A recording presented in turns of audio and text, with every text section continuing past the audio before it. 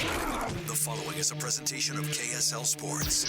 First and 12. A total roundup of BYU and Utah football and the expanded Big 12 Conference. Brought to you by Macy's Grocery Stores. Your hosts are Mitch Harper and Alex Kirry on KSL News Radio and the KSL Sports Zone.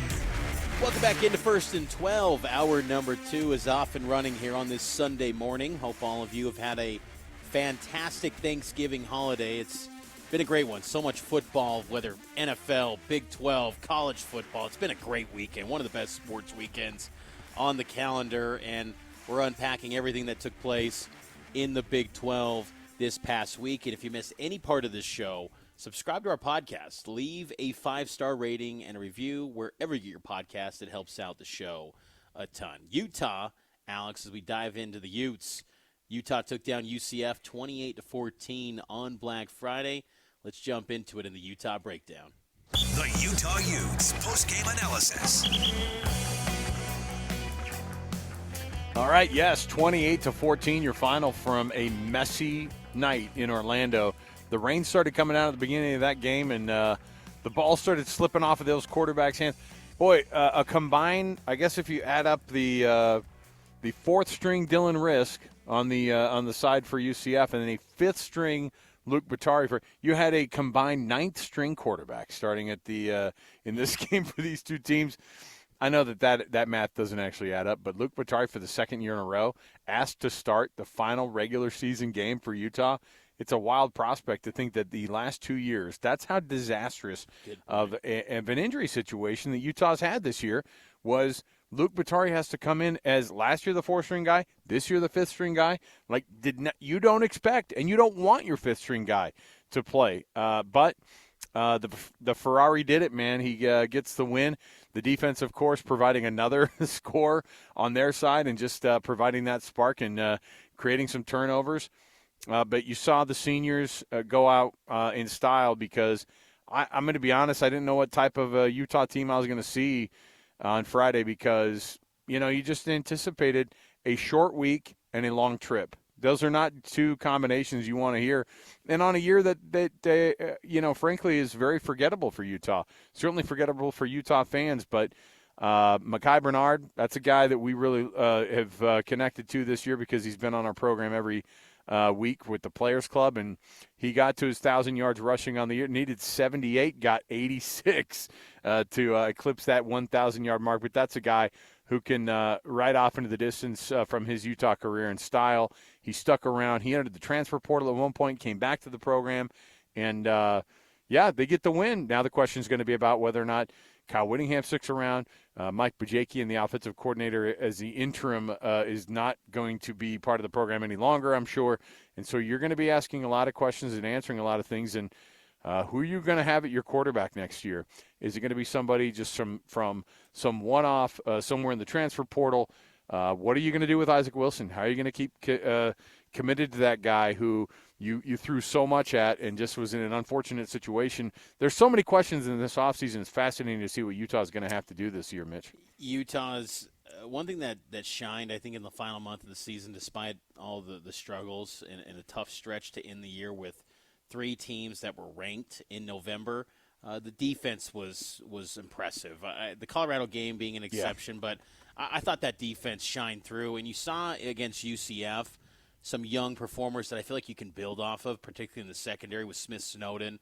He had 3 tackles and an interception in that game. I think Snowden's going to be one of the top guys on Utah's defense. Tao Johnson, and I really like that secondary for Utah moving forward. They're going to have a lot of key pieces to replace on the defensive front with Junior Tafuna. Van Fillinger's gone. Karenni Reed at linebacker. Very curious to see what happens with Lander Barton at junior. I think he's a guy that could be an NFL player after this year. I feel like he'd be drafted, and with his bloodlines and pedigree, I mean, the NFL scouts are probably well aware of Lander Barton, but they can get him back for one more year. That would be a huge boost. I think he'd be one of the top linebackers potentially in the Big 12.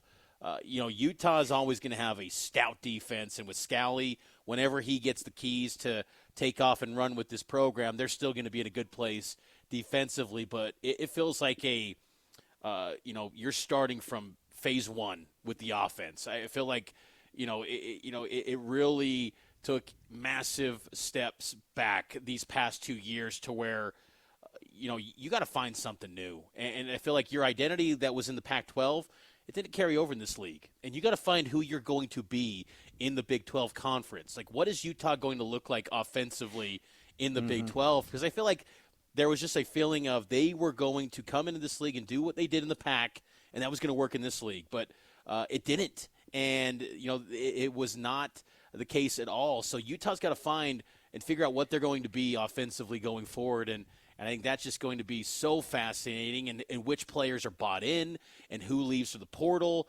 So many questions. But I think I know that Utah fans are probably down and feeling out about this season, but I really feel like sometimes a losing season can recalibrate things, and you can turn it around in a hurry. We've seen that so many times in the Big 12. This is the league where turnarounds can happen quick, and once that happens, you're going to see former Utah players not just moaning for the Pac-12 once again on Twitter. They're going to actually enjoy the Big 12 when they're winning again. Yeah, and I'm interested to see. I mean, the most fascinating thing for me to see is what Kyle Whittingham's going to do.